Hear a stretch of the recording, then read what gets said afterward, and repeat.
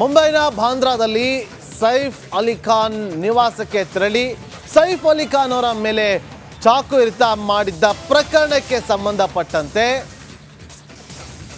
ಮಧ್ಯಪ್ರದೇಶದಲ್ಲಿ ಶಂಕಿತ ವ್ಯಕ್ತಿಯನ್ನ ಪೊಲೀಸರು ವಶಕ್ಕೆ ಪಡೆದುಕೊಂಡಿದ್ದಾರೆ. ಶಂಕಿತ ವ್ಯಕ್ತಿಯನ್ನ ಪೊಲೀಸರು ವಶಕ್ಕೆ ಪಡೆದುಕೊಂಡು ಹೆಚ್ಚಿನ ವಿಚಾರಣೆಗೆ ಒಳಪಡಿಸಿದ್ದಾರೆ.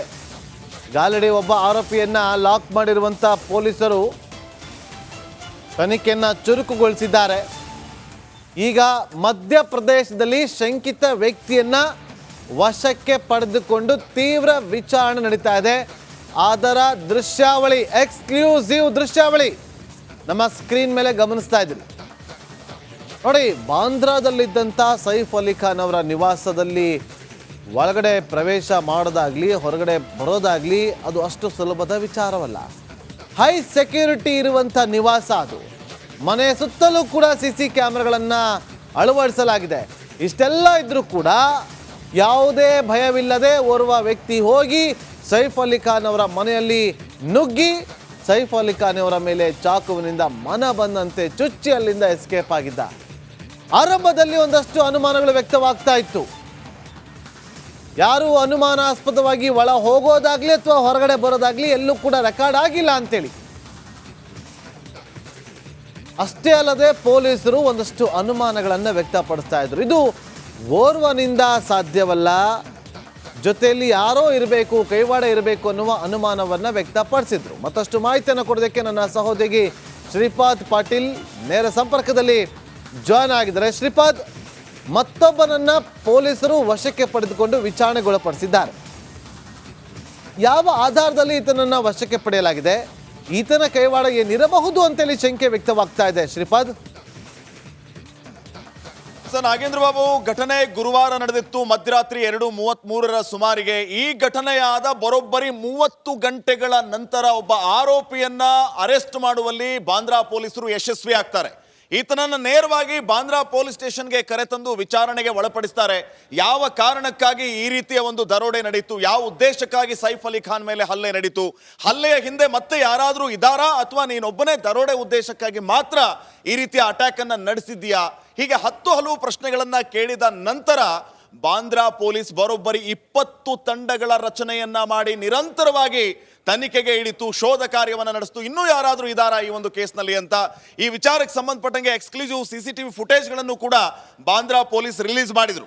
ಆತ ಫೈರ್ ಎಕ್ಸಿಟ್ ಇಂದ ಆ ಮನೆಯಿಂದ ಆಚೆ ಹೋಗ್ತಾ ಇರುವಂತಹ ಫುಟೇಜ್ ಅನ್ನ ರಿಲೀಸ್ ಮಾಡಿದ್ರು. ಈಗ ಮತ್ತೊಂದು ಬ್ರೇಕಿಂಗ್ ಅನ್ನುವಂತೆ ಮಧ್ಯಪ್ರದೇಶದಲ್ಲಿ ಒಬ್ಬ ಶಂಕಿತ ವ್ಯಕ್ತಿಯನ್ನ ಅರೆಸ್ಟ್ ಮಾಡಿದ್ದಾರೆ. ಕಾರಣ ಇಷ್ಟೇ, ಈಗ ಏನು ಕಸ್ಟಡಿಯಲ್ಲಿ ಇರುವಂತಹ ವ್ಯಕ್ತಿಯ ಫಿಂಗರ್ ಪ್ರಿಂಟ್ ಮ್ಯಾಚ್ ಆಗ್ತಾ ಇಲ್ಲ ಅನ್ನುವಂತಹ ವಿಚಾರಗಳು ಕೂಡ ಗೊತ್ತಾಗ್ತಾ ಇದೆ. ಸೊ 20 ತಂಡಗಳು ಮುಂಬೈಗೆ ಹೊಂದಿಕೊಂಡಂತೆ, ಮಹಾರಾಷ್ಟ್ರಕ್ಕೆ ಹೊಂದಿಕೊಂಡಂತೆ ಇರುವ ಸುತ್ತಲೂ ರಾಜ್ಯಗಳಲ್ಲಿ ಈಗಾಗಲೇ ತನಿಖೆಯನ್ನ, ಕಾರ್ಯಾಚರಣೆಯನ್ನ ಚುರುಕುಗೊಳಿಸಿದ್ದಾರೆ. ಶಂಕಿತ ವ್ಯಕ್ತಿಯೊಬ್ಬನನ್ನ ಅರೆಸ್ಟ್ ಮಾಡಿ ಆತನನ್ನು ಕೂಡ ವಿಚಾರಣೆಗೆ ಒಳಪಡಿಸುವಂತಹ ಕೆಲಸ ಆಗಿದೆ. ಒಬ್ಬ ವ್ಯಕ್ತಿ ಬರೋಬ್ಬರಿ 51 ನಿಮಿಷಗಳ ಕಾಲ ಹೈ ಸೆಕ್ಯೂರಿಟಿ ಇರುವಂತಹ ಮನೆಯಲ್ಲಿ ಇದ್ದು ದರೋಡೆಯನ್ನ ಮಾಡೋದಕ್ಕೆ ಮುಂದಾದಾಗ ಅದಕ್ಕೆ ಸೈಫ್ ಅಲಿ ಖಾನ್ ಅಡ್ಡಿಪಡಿಸಿದಾಗ ಚಾಕು ಇರಿದಂತಹ ಘಟನೆ ತಮಗೆಲ್ಲರಿಗೂ ಗೊತ್ತಿರುವಂತಹ ವಿಚಾರ. ಈಗ ಬಾಂದ್ರಾ ಪೊಲೀಸ್ ಯಶಸ್ವಿಯಾಗಿ ತನಿಖೆಯನ್ನ ನಡೆಸ್ತಾ ಇದ್ದಾರೆ. ಇನ್ನೊಬ್ಬ ಶಂಕಿತನನ್ನ ಅರೆಸ್ಟ್ ಮಾಡಿದ್ದಾರೆ. ಈತನಿಂದ ಮತ್ತೆ ಯಾವ ರೀತಿಯ ಮಾಹಿತಿ ಲಭ್ಯ ಆಗುತ್ತೆ, ಜೊತೆಗೆ ಮತ್ತೆ ಈ ಕೇಸ್ಗೆ ಯಾವ ರೀತಿಯ ಟ್ವಿಸ್ಟ್ ಸಿಗುತ್ತೆ, ಇನ್ನಷ್ಟೇ ವಿಚಾರಗಳು ಗೊತ್ತಾಗಬೇಕಾಗಿದೆ. Nagendra Babu. Okay, thank you Shripad ನಿಮ್ಮೆಲ್ಲ ಮಾಹಿತಿಗಾಗಿ.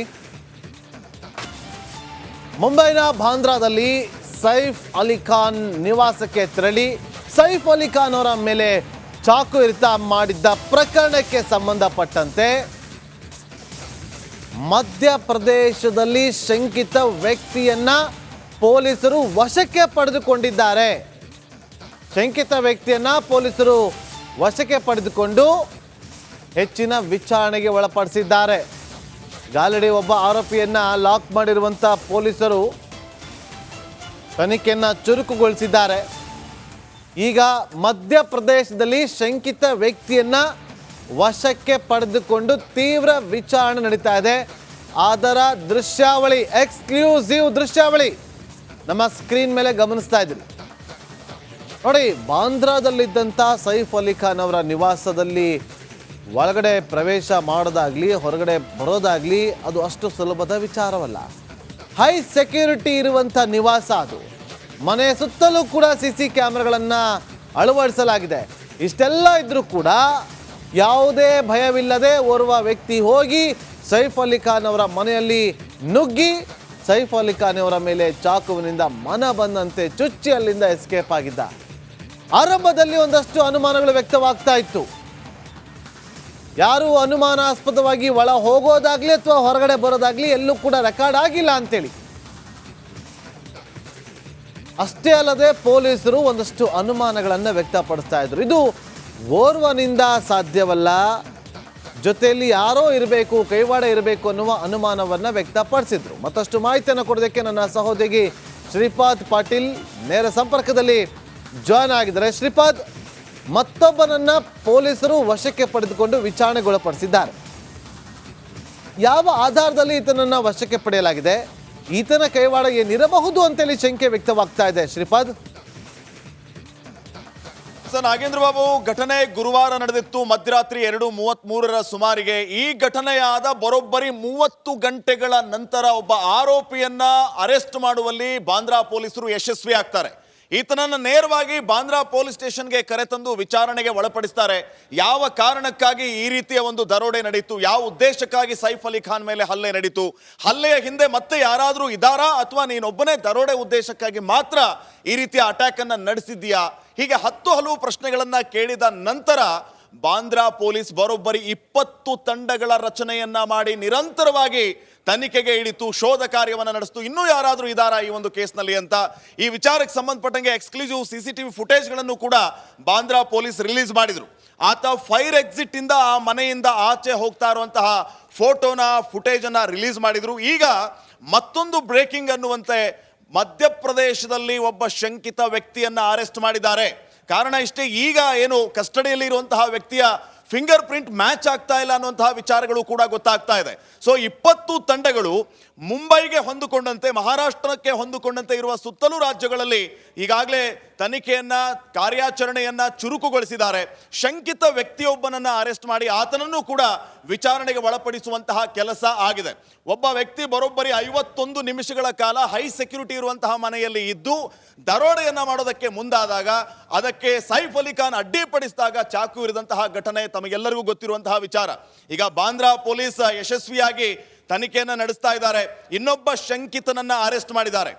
ಈತನಿಂದ ಮತ್ತೆ ಯಾವ ರೀತಿಯ ಮಾಹಿತಿ ಲಭ್ಯ ಆಗುತ್ತೆ, ಜೊತೆಗೆ ಮತ್ತೆ ಈ ಕೇಸ್ಗೆ ಯಾವ ರೀತಿಯ ಟ್ವಿಸ್ಟ್ ಸಿಗುತ್ತೆ, ಇನ್ನಷ್ಟೇ ವಿಚಾರಗಳು ಗೊತ್ತಾಗಬೇಕಾಗಿದೆ. Nagendra Babu. Okay, thank you Shripad ನಿಮ್ಮೆಲ್ಲ ಮಾಹಿತಿಗಾಗಿ.